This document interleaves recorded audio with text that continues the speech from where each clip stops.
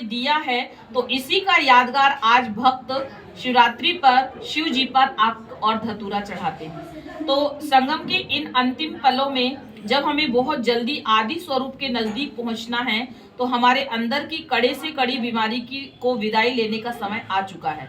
तो आइए चलें, हम संकल्प करें कि अपनी एक कमी को छोड़ने हेतु हम कम से कम ये 6 अभ्यास में से कम एक का अभ्यास अवश्य करेंगे। तो 6 अभ्यास ये है कि फर्स्ट पॉइंट है 21 दिन तक इनका अभ्यास करना है और अपने अंदर की एक बुराई को छोड़ना है। तो फर्स्ट है अभ्यास, हर सीन को देखते हुए साक्षी रहे। 21 दिन तक क्या करना, कोई भी बात आ जाए तो साक्षी होके देखना। दूसरा पॉइंट, हर कार्य में निमित्त भाव, मैंने किया, मैं कर रहा, मैं नहीं, बाबा करा रहा है, मेरे द्वारा परमात्मा करा रहा, बाबा ने किया, बाबा ने करवाया।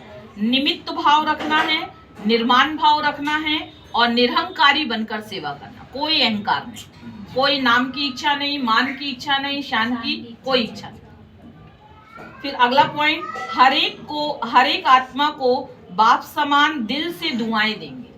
चाहे कोई कैसे भी स्वभाव वाली है, किसी का तेज स्वभाव है, कोई कैसे संस्कार वाली है, कैसे भी हो, लेकिन हमें क्या करना उसके साथ, उसके लिए दिल से दुआएं देना। अगली पॉइंट, हर आत्मा के प्रति आत्मिक रूहानी दृष्टि से रूहानियत लाएंगे। अगला पॉइंट, किसी से भी अपेक्षा नहीं रखना कि वो हमें सहयोग दे, उसने कुछ नहीं किया हमारे लिए, हमने उसके लिए इतना किया, देखो लेकिन हमारे पास मजबूरी आई तो हमको किसी ने सहयोग, अपेक्षा नहीं रखना। अपेक्षा रखना है किससे, एक बल एक भरोसा बाबा के साथ ही रखना होता है ना। जैसे कई बार हमारे सामने मुसीबत आए तो हम क्या सोचते हैं, देखो हमने तो उनको इतना सहयोग दिया लेकिन हमें किसी ने नहीं दिया, और फिर अपेक्षा के कारण हम दुखी हो जाते हैं। हाँ, इनको मदद करनी चाहिए, तो हम बाबा को कहेंगे तो बाबा किसी ना किसी को भेज देगा, है ना।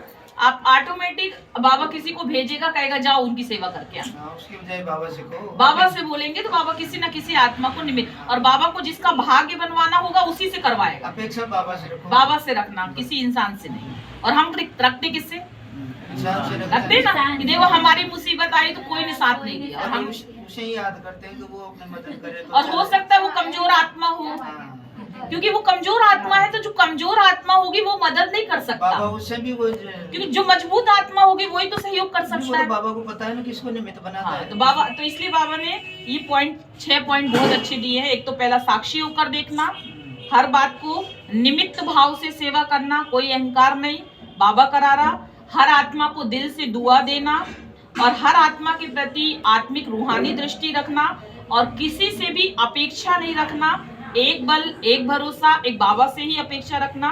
और अगली पॉइंट है, बीती बातों को चिंतन में नहीं लाना। जो बात बीत गई, किसी ने दुख दिया हो, किसी ने गाली दी हो, लड़ाई झगड़ा हुआ हो, भूल जाओ, कुछ हुआ ही नहीं, आज से हमारा नया जीवन है ना। तो ये 6 पॉइंट हम जीवन में धारण करेंगे, 21 दिन तक इनका अभ्यास करेंगे।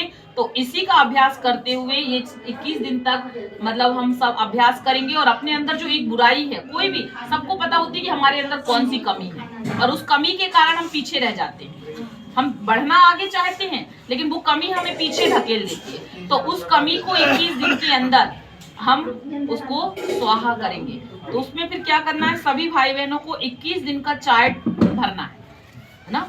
और 18 फरवरी को शिवरात्रि है, आज से 21 दिन बाद। तो शिवरात्रि के दिन क्लास में आते समय अपनी बुराई को एक चिटकी में लिख के लाना है और जब भोग लगाएंगे बाबा को शिवरात्रि के दिन, तो भोग की थाली में आपकी चिटकी को रखा जाएगा, है ना। और बाबा के लिए इस अनोखे उपहार से हमारी सच्ची शिवरात्रि होगी। इस बार हाँ, भोग लगाते तो बाबा के पास ले जाते ना भोग, तो आपकी बुराई भी बाबा के पास पहुंच जाएगी और आपके अंदर से निकल जाएगी। और ये 6 पॉइंट बहुत अच्छे पॉइंट है, वास्तव में अगर हम धारण कर लेना तो संपूर्ण बनने में कहीं देरी नहीं लगती। हाँ, एक तो साक्षी होकर देखना, निमित्त भाव से सेवा करना, दिल से सभी को दुआएं देखना, सबको आत्मा रूप में देखना,